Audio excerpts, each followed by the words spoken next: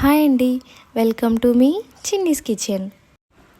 నేను చేసిన వీడియోస్ మీకు నచ్చినట్లయితే లైక్ చేయండి, సబ్స్క్రైబ్ చేయండి, పక్కనే ఉన్న బెల్ ఐకాన్ క్లిక్ చేయడం మర్చిపోకండి. ఆల్ ఆప్షన్లో పెట్టుకుంటే నేను చేసే రెసిపీస్ అన్నీ మీ ఇంటికి ఫాస్ట్గా వచ్చేస్తాయి. ఇంక లేట్ చేయకుండా మన టాపిక్ స్టార్ట్ చేద్దాం రండి. ఈరోజు మన రెసిపీ ఏంటంటే చికెన్ దమ్ బిర్యానీ. ఫస్ట్ మన బిర్యానీకి కావాల్సిన బిర్యానీ మసాలాని రెడీ చేసేసుకుందాం. బిర్యానీ మసాలా దినుసులు అలానే కొంచెం జీడిపప్పు తీసుకొని మిక్సీ పట్టేసుకోండి. ఇలా మెత్తగా పౌడర్ చేసేసుకొని పక్కన పెట్టేసుకోండి. ఇప్పుడు ఉల్లిపాయలు, పచ్చిమిరపకాయలు, టొమాటోలు, క్యారెట్ కట్ చేసేసుకొని దాంట్లో కొంచెం జీడిపప్పు అలానే కొంచెం కొత్తిమీర యాడ్ చేసుకొని పక్కన పెట్టేసుకోండి. ఇప్పుడు స్టవ్ పైన బిర్యానీ గిన్నె పెట్టి నెయ్యి కానీ ఆయిల్ కానీ వేసుకోండి. అది హీట్ అయిన తర్వాత బిర్యానీ మసాలా దినుసులు వేసుకుని వేయించండి. అవి ఇలా వేగిపోయిన తర్వాత మనం కట్ చేసి పెట్టుకున్న ఉల్లిపాయలు, పచ్చిమిరపకాయలు, క్యారెట్లు అలానే జీడిపప్పు వేసి బాగా వేయించండి. ఇవి ఇలా కొంచెం వేగిన తర్వాత కట్ చేసి పెట్టుకున్న టొమాటోలు కూడా యాడ్ చేసి బాగా వేయించండి. మొత్తం ఇవన్నీ ఇలా బాగా వేగిపోయిన తర్వాత చికెన్ పీసెస్ని వేసుకొని ఒకసారి కలిపి మూత పెట్టేసుకోండి. చికెన్ పీసెస్ బాగా వేగేలోగా రైతా తయారు చేసుకొని పక్కన పెట్టేసుకుందాం.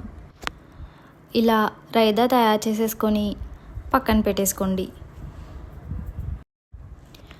చికెన్ పీసెస్ ఇలా వేగిపోయిన తర్వాత 2 స్పూన్ల కారం, చిటికెడు పసుపు, 1.5 స్పూన్ మనం తయారు చేసి పెట్టుకున్న బిర్యానీ మసాలా, తగినంత ఉప్పు వేసి కొన్ని వాటర్ వేసి బాగా మిక్స్ చేసి మూత పెట్టేసేయండి.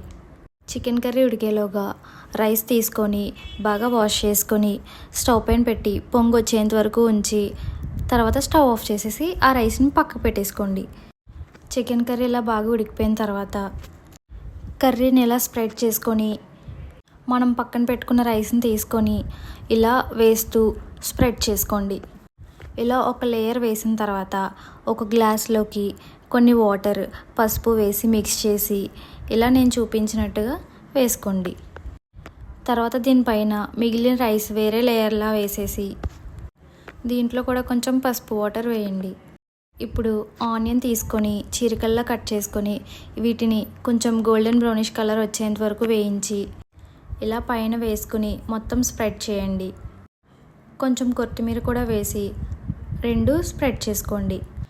అలా స్ప్రెడ్ చేసేసుకుని మూత పెట్టేసి దానిపైన ఒక తడి క్లాత్ పెట్టి ఒక 5 నిమిషాల పాటు లో ఫ్లేమ్లో మగ్గనివ్వండి. 5 నిమిషాల తర్వాత మూత తీసి బిర్యానీ అంతా స్మూత్గా ఇలా మిక్స్ చేసుకోండి.